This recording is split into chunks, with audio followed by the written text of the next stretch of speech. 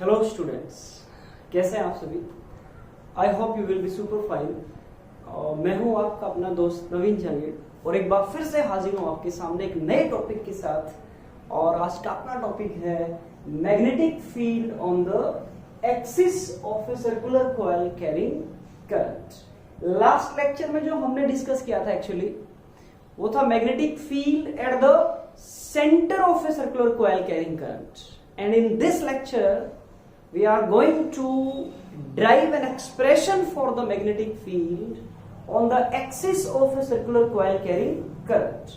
देखिए इस particular lecture में ना सिर्फ एक्सप्रेशन को ड्राइव करेंगे आप और हम, बल्कि कुछ और इंपॉर्टेंट पॉइंट्स को भी हम डिस्कस करेंगे, जिनमें से कुछ इंपॉर्टेंट पॉइंट्स जो हम डिस्कस करेंगे, हमारा जो लेक्चर चलेगा वो कुछ ऐसे चलेगा।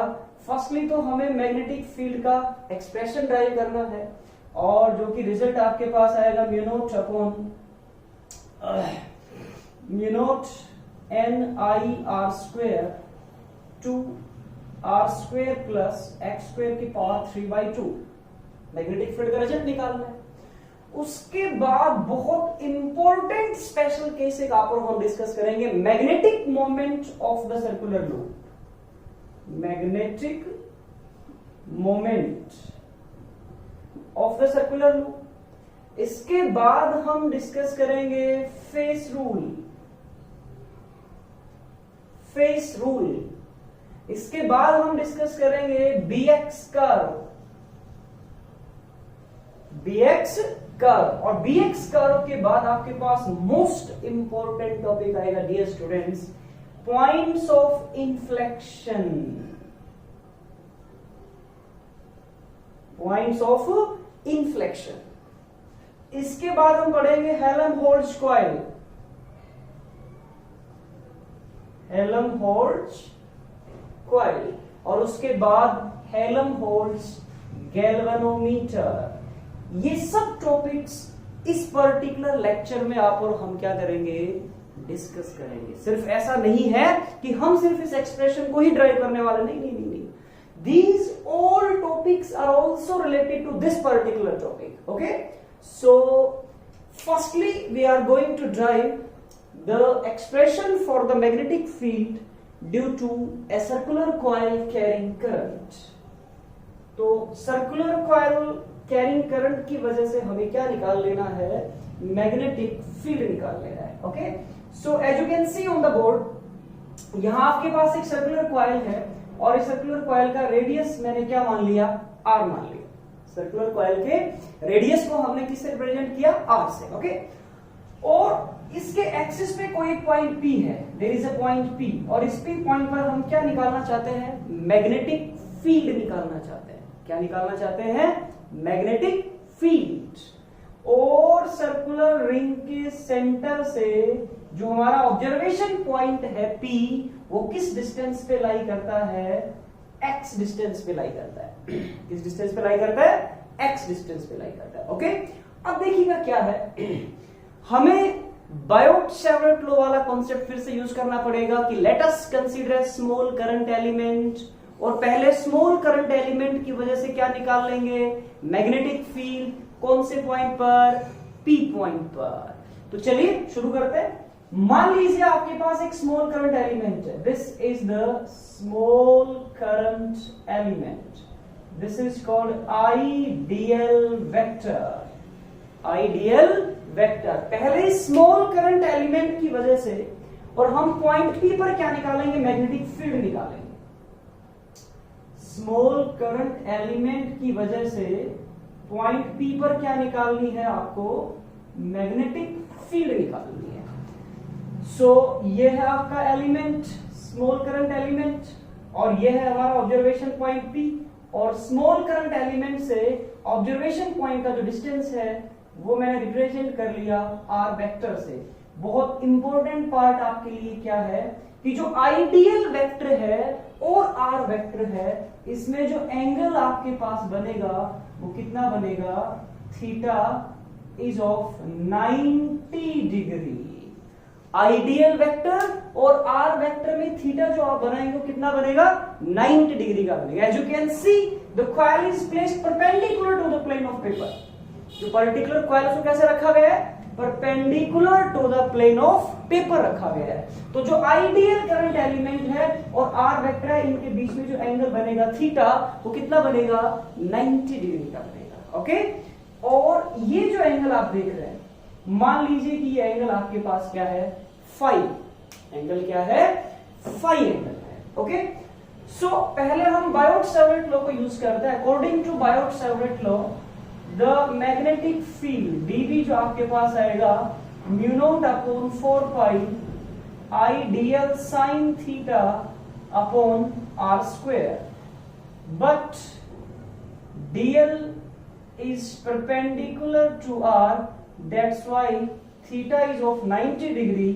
तो मैग्नेटिक फील्ड जो आपके पास आया mu not upon 4 pi I dl, और साइन 90 क्या हो गया 1, और डिवाइड बाय आपके पास क्या आ गया, R square. Okay, the important fact is that कि how to represent the direction of magnetic field, कि मैग्नेटिक फील्ड का डायरेक्शन कैसे बताएंगे। और यही फैक्ट मैंने अपने प्रीवियस लेक्चर में भी आपको बताया था कि एक्चुअली हम पर्टिकुलर फैक्ट की अगर बात करते हैं, डायरेक्शन ऑफ मैग्नेटिक फील्ड की अगर बात करते हैं, तो कैसे बताएंगे कि मैग्नेटिक फील्ड उस प्लेन के परपेंडिकुलर होगा जिस प्लेन में कौन लाई करता है, डीएल और आर लाई करता है। एक बार फिर से हम इस डायग्राम को रिकंस्ट्रक्ट करते हैं, थोड़ा ध्यान से देखिएगा।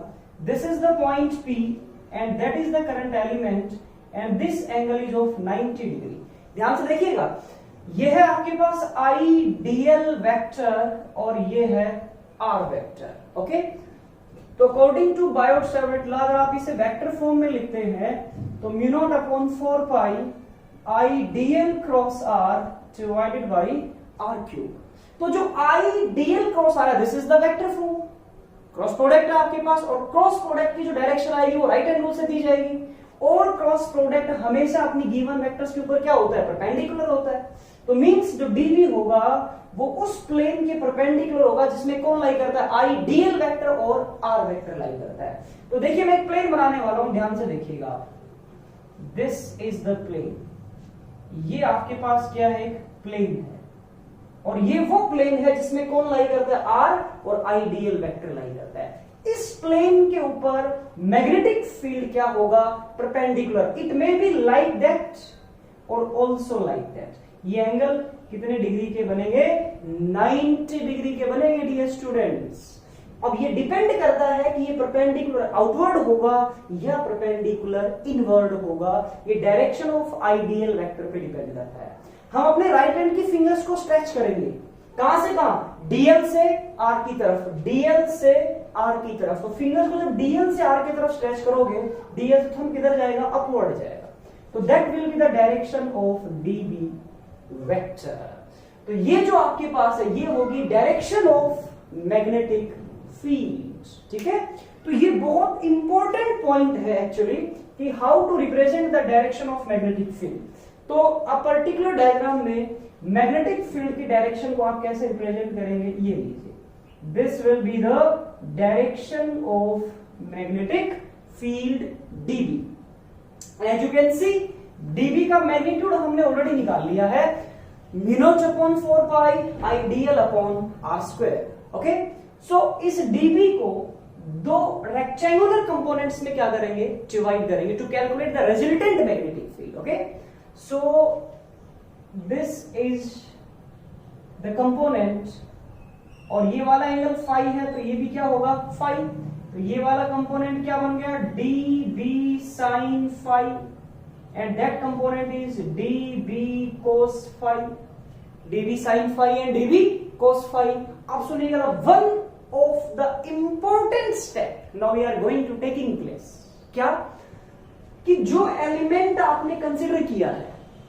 इससे जस्ट ऑपोजिट एक एलिमेंट आप क्या कर ले, और कंसीडर कर ले, और I can say consider asymmetrical element, और you can say consider another element which is just opposite to that particular element, और डायमेट्रिकली ऑपोजिट भी आप कह सकते हैं। अगर डायमेट्रिकली ऑपोजिट एलिमेंट आप और कंसीडर करेंगे तो उसका मैग्नेटिक फील्ड भी यहां पे कैलकुलेट किया जाएगा और वो भी इस प्लेन पे क्या होगा, परपेंडिकुलर होगा। उसको भी आप दो कंपोनेंट्स में क्या करेंगे, रिजोल्व करेंगे।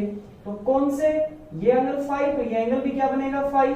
तो हमारे यहां कौन से कंपोनेंट्स कैंसिल होंगे, all cos components get cancelled each other and the remaining sin components will be along the x-axis। कि जितने भी diametrically opposite elements के लिए कौन से कंपोनेंट आएंगे, cos components, वो सब क्या होंगे, cancel. It's because of they are opposite in direction and equal in magnitude, so that's why ये वाले कंपोनेंट्स क्या हो जाएंगे, कैंसिल आउट। बचेंगे कौन, साइन कंपोनेंट्स। कौन बचेंगे, साइन कंपोनेंट्स। और सभी साइन कंपोनेंट्स एक पर्टिकुलर डायरेक्शन में ही आएंगे। कौन से एक्सिस के लोग, एक्स एक्सिस के लोग। And now if you are going to calculate the total magnetic field, you are just going to integrate them. Okay, so therefore the resultant magnetic field at P can be calculated as, तो resultant magnetic field आएगा integration dB sin phi से। Resultant magnetic field कैसे आएगा, resultant आएगा integration dB sin phi से। So integration करिएगा, dB हमारे पास क्या है, mu not upon 4 pi I dl upon r square into sine phi. और साइन फाई आप इस राइट एंगल ट्राइंगल से निकाले। साइन क्या, perpendicular upon the hypo. Perpendicular क्या है इसका, r। परपेंडिकुलर क्या है, r, capital R divided by hypotenuse क्या है, स्मॉल r। हाइपोटेन्यूज क्या मान रखा हमने, small r। Don't be confused, capital R is the radius and small r is the position vector, or you can say the displacement vector। कहां से कहां तक का डिस्टेंस है, आइडियल वेक्टर से ऑब्जर्वेशन पॉइंट का डिस्टेंस है। ओके, सो फाइनली क्या है आपके पास, mu not upon 4 pi, this is I dl r upon क्या आ गया, r क्यूब। और r क्यूब को क्या लिखा जा सकता है, और r को क्या लिखा जा सकता है, under root of r square plus X square लिखा जा सकता है। हम फाइनली वन टाइम ही वो वैल्यू क्या कर लेंगे, पुट कर लेंगे। इंटीग्रेशन है, इंटीग्रेशन लगा दीजिए। ओके, सो क्या आया, mu not upon 4 pi, this is I R upon R cube integration dl, integration dl। और फाइनली क्या आया देखिएगा, mu naught I R 4 pi r cube, और इंटीग्रेशन dl क्या बनेगा, circumference of the circle, means this is 2 pi r। क्या बनेगा, 2 pi r बनेगा। Okay, so one more step, this is mu not upon 4 pi, कुछ cancel होता है तो कैंसिल कर लेते हैं। पाई से पाई कैंसिल कर लीजिए, पाई से पाई कैंसिल कर लो, 2 से 2 कैंसिल करिएगा, तो क्या बच गया फाइनली हमारे पास, mu naught I R square upon 2r cube. और ये कौन आया, मैग्नेटिक फील्ड। और आप किसकी वैल्यू पुट कर दीजिए, r की वैल्यू कितनी है, under root of r square plus X square. So finally जो मैग्नेटिक फील्ड आएगा B, वो क्या आएगा देखिएगा, mu naught I R square divided by 2r cube. r cube की जगह क्या आएगा, under root of r square plus X square की पावर, सॉरी इसका होल क्यूब। और आप इसे सिंपली क्या कर सकते हैं, सिंपली आप इसे लिख सकते हैं mu naught I R square, this is 2 r square plus X square की पावर क्या लिखेंगे, 3/2 लिखेंगे dear students. And this is finally we got the result. Finally magnetic field निकाल दिया हमने, कहा at the point P, and the point P lies on the axis of the circular coil carrying current. Okay, but कुछ changes करेंगे इस particular result में हम अभी। क्या क्या चेंज करेंगे, मान के चलिएगा if there are n turns, कि मान लीजिए कि ऐसे कितनी टर्म्स यूज की आपने, n टर्म्स यूज की हैं, तो आप पर्टिकुलर फॉर्मूले को किससे मल्टीप्लाई कर ले, n से। तो mu naught n i r square upon 2 r square plus x square की power 3/2, r square plus x square की पावर 3/2। ओके, अगर इसी रिजल्ट को वेक्टर फॉर्म में लिखना है, इन वेक्टर फॉर्म, अगर वेक्टर फॉर्म में लिखना तो ध्यान से देखिएगा कि रिजल्टेंट मैग्नेटिक फील्ड का डायरेक्शन कौन से एक्सिस के अलोंग है, एक्स एक्सिस के अलोंग है।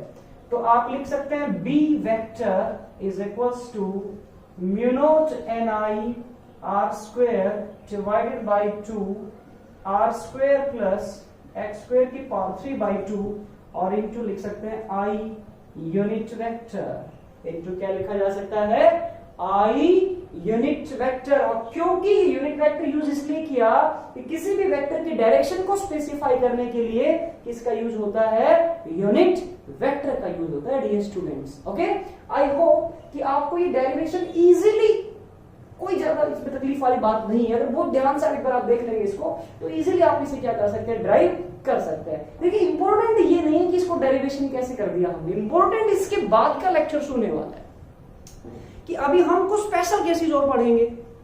स्पेशल केसेस पढ़ने के बाद बीएक्स कर्व बनाएंगे, बीएक्स कर्व बनाने के बाद पॉइंट ऑफ इन्फ्लेक्शन पढ़ेंगे, हेल्महोल्ट्ज कॉइल पढ़ेंगे और हेल्महोल्ट्ज गैल्वेनोमीटर के बारे में पढ़ेंगे। So this particular lecture is very important if you are going to see from end तक देखना आपको इसको अच्छे से, तो आप इजीली आप क्या कर पाएंगे, बहुत कुछ सीख पाएंगे इस लेक्चर में। तो ये मैग्नेटिक फील्ड का हमने क्या भी निकाल दिया, डायरेक्शन भी निकाल दिया है और इसे हम इक्वेशन फर्स्ट का नाम दे देते हैं। इस इक्वेशन को अपन बार बार क्या करने वाले हैं, यूज करने वाले हैं। ओके, तो इसी इक्वेशन को अपन रख लेते हैं और बाकी सबको क्या कर लेते हैं, मिटा लेते हैं। You just pause it and note down please.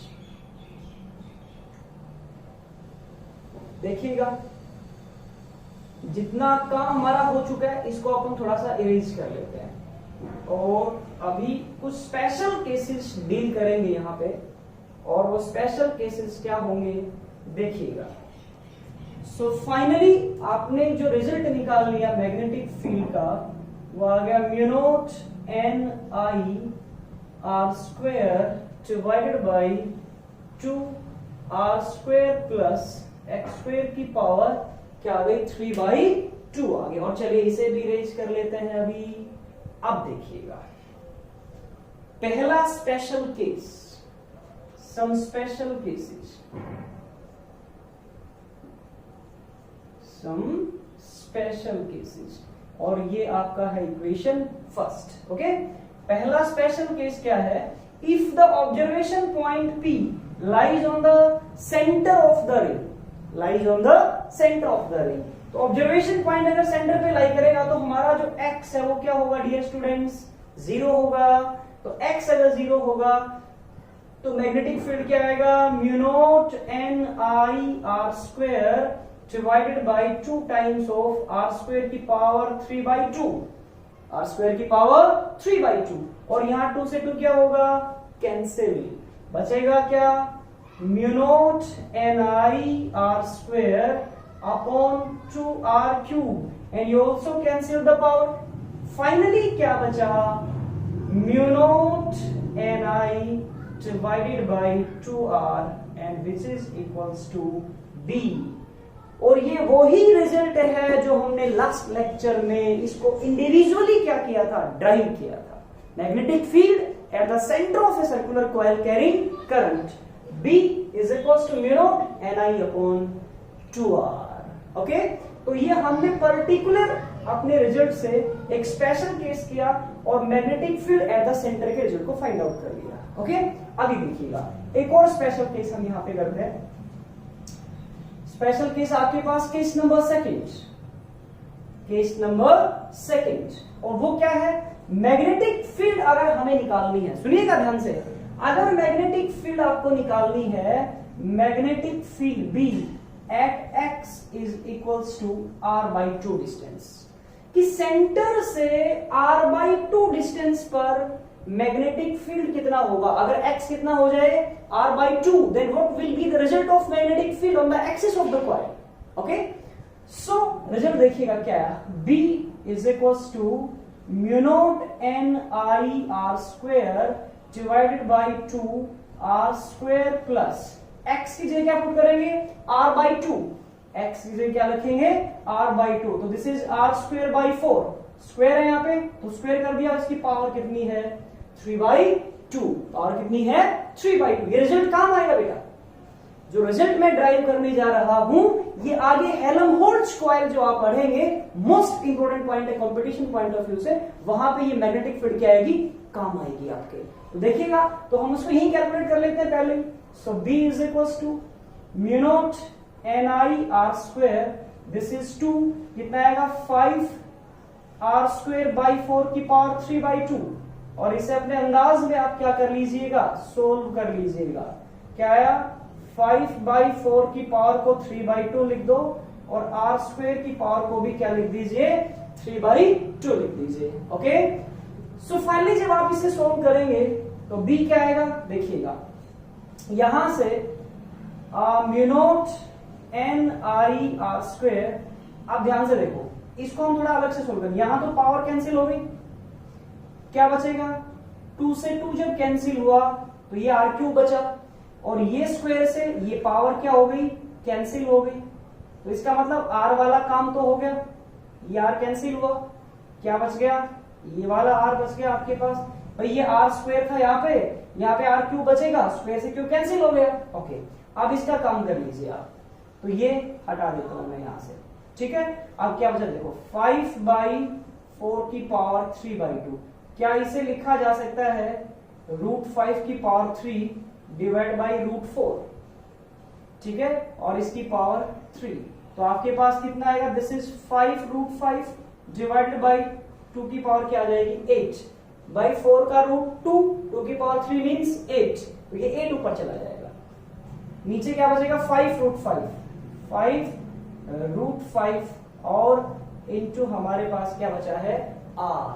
Finally जो रिजल्ट आपके पास आने वाला है वो क्या आ गया, और इनटू में क्या भी है 2, तो 2 से 8 कैंसिल कर लो, तो B आ गया 4 mu naught NI divided by 5√5r। ये जो रिजल्ट आपके पास आया, ये रिजल्ट आ गया magnetic field at a distance x is equals to r/2। Centre से r/2 डिस्टेंस पे जो मैग्नेटिक फील्ड आई वो आ गई 4 म्यू नॉट NI 5√5r, और इसे सोल्व करेंगे तो ये आएगा 0.716 mu naught NI divided by r। क्यों ना इसे हम डायरेक्ट ही क्या कर लेंगे, यूज कर लेंगे, ठीक है। म्यू नॉट इस वाले फैक्टर को हमने सोल्व कर लिया, 0.716 mu naught NI divided by r। Okay, ये सेकंड स्पेशल केस है आपका magnetic field on the axis of the circular coil carrying current के लिए। आई होप कि आपको बहुत अच्छे से चीजें क्लियर हो रही होंगी। अगर हम इसके थर्ड केस की बात करते हैं, केस थर्ड, तो देखिए वो क्या होगा। केस थर्ड जो आपके पास है वो क्या होगा, ध्यान से देखिएगा।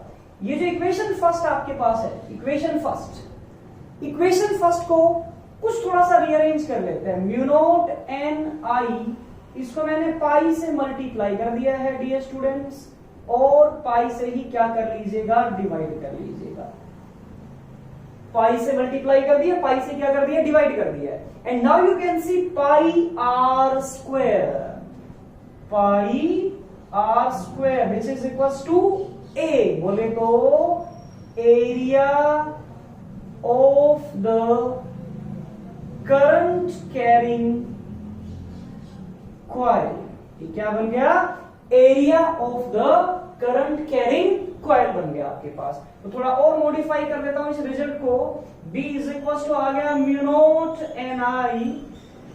Not NI A divided by this is 2 pi r square plus x square की power 3/2. Now we are going to modify this equation in a very important result.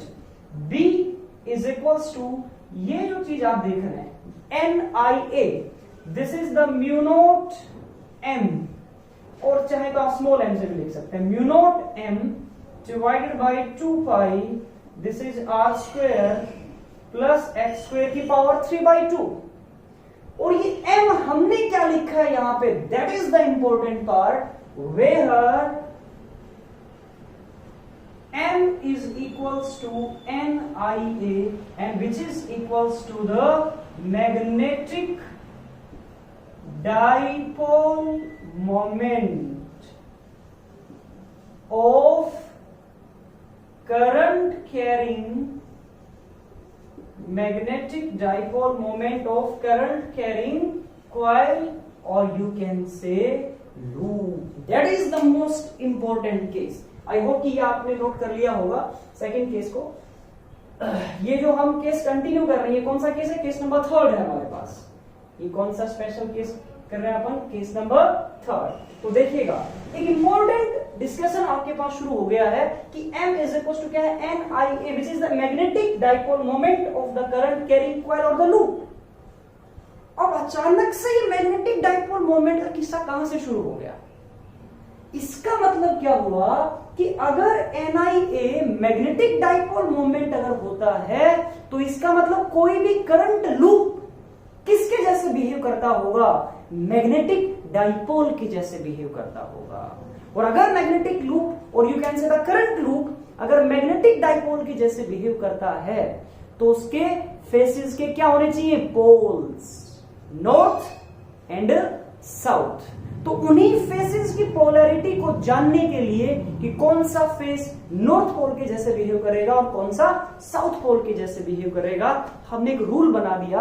और वो रूल क्या है, you can say the clock rule, clock rule और face rule. Clock rule कह सकते हैं या फेस रूल कह सकते हैं. और ये हम क्यों पढ़ रहे हैं, to know the polarity of phase, either the face have the north polarity or the south polarity. So look at the face of the coil. मान लीजिए कि जिस फेस को आप देख रहे हैं, इस फेस में जो करंट का डायरेक्शन है वो कैसे है, क्लॉकवाइज. इस वाले फेस में करंट का डायरेक्शन हमें कैसे शो हो रहा है, क्लॉकवाइज. तो इसे जस्ट ऑपोजिट जो फेस होगा, इसके जस्ट पीछे वाला जो फेस होगा, अगर ऑब्जर्वेशन पॉइंट चेंज कर दिया जाए, देखिए मैग्नेटिक फील्ड का डायरेक्शन ही चेंज हो जाएगा अगर ऑब्जर्वेशन पॉइंट क्या कर दिया जाए, चेंज कर दिया जाए. Okay, let me explain. कि मान लो कि if you are going to viewing this coil from here, अगर यहां से आप देखेंगे तो ये वाले फेस में करंट कैसा दिखेगा आपको, क्लॉकवाइज. कैसे दिखेगा, क्लॉकवाइज. और अगर आप इस बोर्ड के उस तरफ खड़े होकर देखेंगे, मतलब ऑब्जर्वेशन पॉइंट क्या हो गया, चेंज. तो यही वाला कॉइल में करंट कैसे दिखने लग जाएगा, एंटी क्लॉकवाइज. मतलब ऑब्जर्वेशन पॉइंट के चेंज होने से पोलैरिटी ऑफ फेसेस क्या हो जाती है, चेंज हो जाती है. Got it. सो इसके ऑपोजिट फेस को मैं यही ड्रॉ कर देता हूं, ये लीजिए. तो ऑपोजिट फेस में जो डायरेक्शन ऑफ करंट है वो हमें बेसिकली कैसे शो होगा, एंटी क्लॉकवाइज. तो जिस फेस में करंट क्लॉकवाइज फ्लो कर रहा है उस वाले फेस की जो पोलैरिटी होगी वो कैसी पोलैरिटी होगी, साउथ. South polarity. और करंट कैसा है, क्लॉक वाइज करंट. और यहां पे आएगी नॉर्थ पोलैरिटी, नॉर्थ पोलैरिटी. और करंट कैसा है, एंटी क्लॉकवाइज. करंट कैसा है, anticlockwise. You can see how to represent the polarity of the phases. ऐसे हम इनको क्या करेंगे, रिप्रेजेंट करेंगे. देखिए यहां से एक इंपॉर्टेंट चीज आपने सीखी है कि कोई भी करंट कैरिंग लूप और a coil behaves like a magnetic dipole and the coil have the two faces. Either it depends on the direction of current, कि कौन सा फेस नॉर्थ पोलैरिटी कंटेन करेगा और कौन सा फेस साउथ पोलैरिटी कंटेन करेगा। ये हमने कौन से रूल से सीखा, क्लॉक रूल और you can say the face rule. तो क्लॉक रूल के अकॉर्डिंग क्या है, जिस पर्टिकुलर फेस में करंट क्लॉकवाइज है वहां पोलैरिटी कैसे होगी साउथ, और जहां करंट कैसा है एंटी क्लॉकवाइज वहां पोलैरिटी कैसे होगी नॉर्थ पोलैरिटी होगी। तो that result is gonna be very important for us. Magnetic field को हमने किसकी टर्म में लिख दिया है, मैग्नेटिक डाइपोल मोमेंट। और जहां तक बात m के SI यूनिट की है, ठीक है, SI यूनिट ऑफ m, तो देखिएगा n क्या है, n is the number of turns, I कौन है करंट, करंट की एसेंट क्या होती है एम्पियर, और एरिया क्या होता है मीटर स्क्वायर। तो basically ampere metre square is the unit of dipole moment, is the unit of dipole moment. तो ये कुछ स्पेशल केसेस है जो पर्टिकुलर डेरिवेशन के साथ हमें आने ही चाहिए, बहुत जरूरी है। ओके सो अभी जो नेक्स्ट टॉपिक हम इसी का पार्ट, टॉपिक नहीं कह सकते, इसी का पार्ट जो हम डिस्कस करेंगे वो होगा हेल्महोल्ट्ज कॉइल्स क्या होती है, और बीएक्स कर्व हमें इसका रिप्रेजेंट करना है, और उसके बाद जो हम डिस्कशन करेंगे हेल्महोल्ट्ज गैल्वेनोमीटर के बारे में। और ये सब चीजें कंपटीशन पॉइंट ऑफ व्यू से क्या है, काफी इंपॉर्टेंट है। तो चलिए लगे हाथ इसका बीएक्स कर्व भी क्या कर लेते हैं अपन, डिस्कस कर लेते। अब देखिए जो बीएक्स कर्व है अपना मैग्नेटिक फील्ड और distance from the centre of the coil, ठीक है। तो बीएक्स कर्व कैसे रिप्रेजेंट करेंगे पर्टिकुलर कॉइल के लिए, देखिए सेंटर पर मैग्नेटिक फील्ड क्या होगी मैक्सिमम, सेंटर पर मैग्नेटिक फील्ड क्या होगी मैक्सिमम होगी। ओके तो अगर आप सेंटर से लेफ्ट साइड में चलेंगे तो भी और राइट साइड में चलेंगे तो भी आपके पास मैग्नेटिक फील्ड कैसे रिप्रेजेंट किया जाएगा, देखिए मैग्नेटिक फील्ड के कर्व को हम कुछ ऐसे बनाएंगे, बीएक्स कर्व की आपको हम चर्चा कर रहे हैं यहाँ पे। अब इसमें बहुत इंपॉर्टेंट बात मैं आपसे डिस्कस करने जा रहा हूं एक्चुअली, इस कर्व को दो पार्ट्स में डिवाइड करके पढ़िएगा। कितने पार्ट्स में डिवाइड करके, टू पार्ट्स में डिवाइड करके पढ़ना आपको। देखिए यहां से यहां तक एक्चुअली पैराबोलिक शेप है, और फिर यहां से यहां तक कौन शुरू हो गया, हाइपरबोलिक शेप शुरू हो गई, फिर यहां से यहां तक कौन शुरू हो गया पैराबोलिक, और यहां से यहां तक कौन शुरू हो गया हाइपरबोलिक शेप शुरू हो गई। तो ये जो पॉइंट्स जहां पे कर्वेचर चेंज होता है, एक्चुअली ये जो पॉइंट्स देख रहे हो आप ए और बी पॉइंट्स, जो ए और बी पॉइंट्स हम यहां पे देख रहे हैं इनको बोलते हैं points of curvature change. Actually क्या बोलते हैं इनको, पॉइंट्स ऑफ कर्वेचर चेंज। तो इन ए और बी पॉइंट्स जो आपको यहाँ पे ग्राफ में दिख रहे हैं एक्चुअली, इन दोनों पॉइंट्स के बारे में कुछ इंपॉर्टेंट चर्चा यहाँ पर हम यहाँ पे करेंगे। तो ध्यान से आपको देखना है, about points A and B, about points A and B हम क्या करेंगे, चर्चा करेंगे। ए और बी पॉइंट्स जो है इनको बोलते हैं points of inflection, these are called these are called the points of, these are called the points of inflection, these are called the points of inflection, या आप इनको बोल सकते हो points of curvature change, points of curvature change, और हम इसे बोल सकते हैं पॉइंट्स ऑफ जीरो कर्वेचर। क्या बोलेंगे इनको, पॉइंट्स ऑफ जीरो कर्वेचर। बहुत इंपॉर्टेंट बातें मैं आपके साथ डिस्कस कर रहा हूं बीएक्स कर्व के बारे में, कि बीएक्स कर्व पे जो पॉइंट्स है आपके पास ए और बी, बीएक्स कर्व पे जो पॉइंट्स हैं ए और बी, इन पॉइंट्स की अगर हम बात करें तो these are points called the points of inflection, points of inflection. और पॉइंट्स ऑफ इन्फ्लेक्शन का मतलब है वो पॉइंट्स जहां पे कर्वेचर क्या हो रहा है, चेंज हो रहा है। और you can say these are the points of zero curvature, these are the points of zero curvature. एक और इंपॉर्टेंट बात अगर हम इन पॉइंट्स के बारे में चर्चा करें तो इन पॉइंट्स का जो लोकेशन है, इन पॉइंट्स का जो लोकेशन है वो कॉइल के सेंटर से r/r 2 डिस्टेंस पे होता है। That is the most important talk about points of inflection. क्या कहा? The location of points of inflection is x is equals to plus minus r by 2 from the center of the coil. From the center of the coil. Actually, point of inflection means these are the points where the curvature change or the curvature is 0. और इन points का अगर location हमसे पूछा जाए तो इन points का location coil के सेंटर से किस डिस्टेंस पे होगा? Plus minus r by 2 distance पे। It means plus means centre of curvature, I mean centre के राइट में, और माइनस मींस सेंटर के लेफ्ट में। तो यहाँ पे x is equal to plus minus 2r by 2। This is the location of point of inflection. तो ये कुछ इंपॉर्टेंट पॉइंट्स हैं।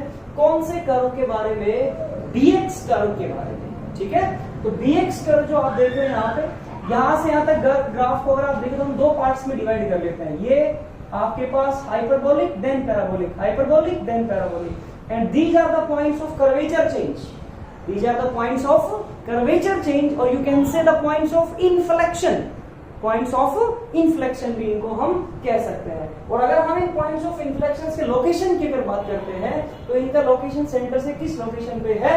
Plus minus r by 2 location पे है। ओके, तो bx कर्व के बाद जो इसी में एक और इंपॉर्टेंट चर्चा हम करेंगे वो है हेल्महोल्ट्ज कॉइल। किसकी चर्चा करेंगे? हेल्महोल्ट्ज कॉइल अरेंजमेंट की हम क्या करेंगे? चर्चा करेंगे। तो ध्यान से देखिएगा, how to make the Helmholtz coils arrangement. Helmholtz coils arrangement में 2 कॉइल्स होंगे आपके पास। कितनी कॉइल्स होंगी? 2 कॉइल्स होंगी। तो देखिए Helmholtz coils arrangement. Helmholtz HELM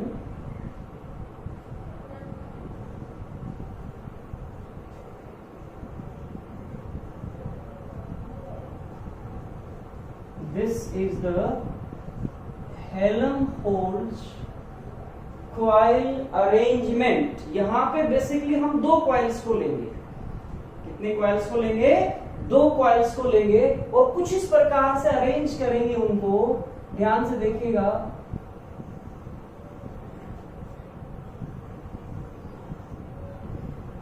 बहुत इंपॉर्टेंट अरेंजमेंट है ये भी आपके लिए। ये centre of coil, this is also centre of coil. देखिए हेल्महोल्ट्ज कॉइल्स अरेंजमेंट में क्या होगा कि दोनों कॉइल्स में जो डायरेक्शन ऑफ करंट है वो क्या होना चाहिए? सेम होना चाहिए, सबसे पहली बात। तो this is the direction of current. ये मान लीजिए ऑब्जर्वर है आपका, यहां से आप इसको कॉइल को ऑब्जर्व करेंगे आप यहां से, तो इस वाले फेस में भी करंट कैसा? एंटी क्लॉकवाइज, और इस वाले फेस में भी करंट कैसा? Anti clockwise. तो ऑब्जर्वर जो आपका है, वहां से जब आपने कॉइल्स के करंट को ऑब्जर्व किया तो दोनों कॉइल्स में डायरेक्शन ऑफ करंट क्या होना चाहिए? सेम होना चाहिए। तो पहली बात ये, दोनों कॉइल्स का जो रेडियस है वो भी क्या होना चाहिए? सेम होना चाहिए। ये इंपॉर्टेंट बातें हैं कौन से अरेंजमेंट के बारे में? हेल्महोल्ट्ज कॉइल अरेंजमेंट के बारे में। कुछ इस प्रकार से इन कॉइल्स को हमने क्या किया है? रखा है। ओके, तो ये जो अरेंजमेंट आप देख रहे हो, इस अरेंजमेंट को कौन सा अरेंजमेंट कहा जाता है? हेल्महोल्ट्ज कॉइल अरेंजमेंट कहा जाता है। फिर से एक बार मैं रिपीट कर दूं आपको कि दोनों कॉइल्स में करंट का मैग्नीट्यूड सेम होना चाहिए, करंट का डायरेक्शन सेम होना चाहिए, रेडियस सेम होना चाहिए, सेम एक्सिस होनी चाहिए। तो इस प्रकार के अरेंजमेंट को हम क्या कहेंगे? Helmholtz coil arrangement. और इनके सेंटर से और कॉइल के सेंटर का डिस्टेंस भी फिक्स्ड होता है, और वो है आपके पास r/2, और ये यहां से यहां तक भी कितना होगा? r/2, यानी कि ये टोटल जो डिस्टेंस है एक कॉइल के सेंटर से दूसरी कॉइल का जो सेंटर का डिस्टेंस है बेसिकली वो किसके इक्वल होगा, आर के इक्वल होगा। किसके इक्वल होगा, आर के इक्वल होगा। और अगर इसके सेंटर पे हम मैग्नेटिक फील्ड निकालना चाहें, सेंटर पे मैग्नेटिक फील्ड, तो इसके सेंटर पे मैग्नेटिक फील्ड इस वाले लूप की वजह से भी बनेगी और इस वाली लूप की वजह से भी बनेगी। तो यहाँ करंट कैसे फ्लो कर रहा है, एंटी क्लॉकवाइज। तो फिंगर्स को एंटी क्लॉकवाइज स्ट्रेच करिए, तो हम बताएगा डायरेक्शन ऑफ मैग्नेटिक फील्ड के बारे में। तो इस वाली कॉइल की वजह से मैग्नेटिक फील्ड आ गया इस डायरेक्शन में, ठीक है, और इस वाली कॉइल की वजह से मैग्नेटिक फील्ड आ गया इस डायरेक्शन में। तो यहाँ जो मैग्नेटिक फील्ड आ गया आपके पास, वो आ गया 2 टाइम्स ऑफ, इसे मान लीजिए magnetic field at mid point N, magnetic field at mid point N. तो बेसिकली जो magnetic field at mid point M होगा वो आएगा 2 times the magnetic field at a distance x is equals to r/2।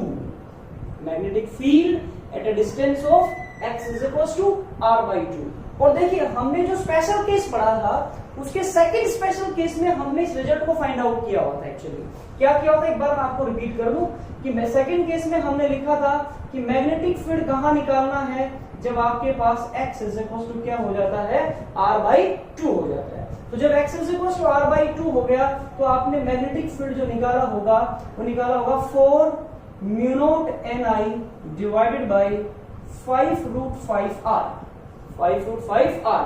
Actually यहाँ एक छोटा सा mistake था, उसको ठीक भी करिएगा। इसका जो कैलकुलेशन है वो कैलकुलेशन 0.358 आएगा एक्चुअली, और ये थोड़ा सा एक मिस्टेक था अपने सेकंड केस में। इस वाले डेटा को आप क्या कर लेंगे, ठीक कर लेंगे, ठीक है। एक्चुअली वहां पे हमें लिख दिया 0.716 म्यू नॉट ni/r, तो ये नहीं आएगा, ये वाला आएगा 0.358 mu naught ni/r। Case number second में ये वाला डेटा को आप क्या कर लेंगे, ठीक कर लेंगे। 0.716 की जगह क्या लिखेंगे, 0.358 लिख लेंगे आप, ठीक है, इस वाले पोर्शन का कैलकुलेशन। तो इसको जब आप सॉल्व करेंगे तो क्या आएगा, देखिएगा 2 इंटू, और ये आपके पास आएगा 0.358 mu naught ni divided by r, और इसे प्रैक्टिकली जब हम सोल्व करेंगे तो आपके पास आएगा 0.716 mu naught ni divided by r। तो ये मैग्नेटिक फील्ड आएगी at the centre of the arrangement, magnetic field at the centre of the arrangement आएगी एक्चुअली। अब देखिए जो हेलेनहोल्ट्ज कॉइल अरेंजमेंट आपने बनाया, ठीक है, दिस अरेंजमेंट इज यूज्ड, इस अरेंजमेंट को यूज क्यों किया जाता है, तो इसमें लिखेंगे आप दिस अरेंजमेंट इज यूज। कौन से अरेंजमेंट की बात हो रही है, हेलेनहोल्ट्ज कॉइल अरेंजमेंट को हम बेसिकली किस लिए यूज करेंगे, तो this arrangement is use to produce uniform magnetic field. देखिए बहुत इंपॉर्टेंट चर्चा मैं आपसे कर रहा हूं कि this arrangement is used to produce the uniform magnetic field of short range. ये आपके पास एक्चुअली एप्लीकेशन पार्ट है हेलेनहोल्ट्ज कॉइल अरेंजमेंट का, कि why we use the Helmholtz coil arrangement. तो this arrangement is used to produce uniform magnetic field of short range, और you can say very short range, ठीक है। और वो जो शॉर्ट रेंज का मैग्नेटिक फील्ड है मिड पॉइंट पर वो कितना होगा, B is equal to 0.716 mu naught ni divided by r होगा, ठीक है। तो ये एक्चुअली वो रीजन है जिसके आसपास आपको मैग्नेटिक फील्ड क्या नजर आएगा, यूनिफॉर्म बट बहुत ही शॉर्ट रेंज का, uniform but of very short range. तो वेरी शॉर्ट रेंज के लिए इस रीजन में मैग्नेटिक फील्ड जो है वो आपके पास क्या रहेगा, यूनिफॉर्म रहेगा, ठीक है। तो ये वाली एप्लीकेशन पार्ट है हेलेनहोल्ट्ज कॉइल अरेंजमेंट का। एक बार फिर से मैं आपको रिपीट कर दूं कि हेलेनहोल्ट्ज कॉइल अरेंजमेंट जो है वो basically there are two coils which are arranged on the same axis having the same radius having the same current, okay, और उनके बीच के सेंटर से सेंटर का डिस्टेंस कितना है r। तो इसके मिड पॉइंट पर जो मैग्नेटिक फील्ड आएगी वो बहुत ही शॉर्ट रेंज की यूनिफॉर्म मैग्नेटिक फील्ड है, ये रिजल्टेंट यूनिफॉर्म मैग्नेटिक फील्ड जो आएगी, ठीक है। और वो कितनी होगी 0.716 mu naught N I divide by क्या होगी आर होगी। ओके ओके, अब आप देखिएगा अगर हम इनके कंबाइंड ग्राफ को रिप्रेजेंट करना चाहें, कंबाइंड ग्राफ को अगर हम ड्रॉ करना चाहें तो कंबाइंड ग्राफ को अपन कैसे बनाएंगे, मैं यही ड्रॉ करके दिखा देता हूं आपको। कंबाइंड ग्राफ अगर बनाएंगे दोनों का तो कैसे बनाएंगे, थोड़ा ध्यान से देखिएगा। कुछ इस प्रकार से आप इसके कंबाइंड ग्राफ को ड्रॉ करेंगे, देखिएगा।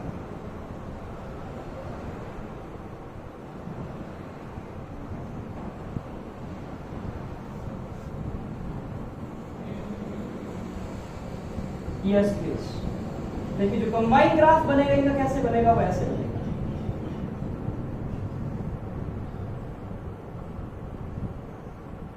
ये बनेगा इनका कंबाइंड ग्राफ।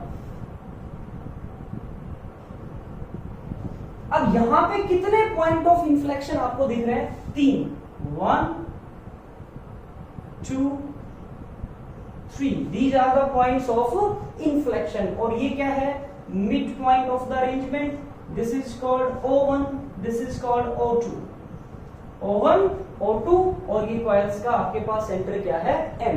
तो बेसिकली आपके पास हेलेनहोल्ट्ज कॉइल अरेंजमेंट का एप्लीकेशन पार्ट अगर हमसे डिस्कस किया जाए, पूछा जाए, तो हम क्या कहेंगे कि this arrangement is used to produce uniform magnetic field of short range, ठीक है।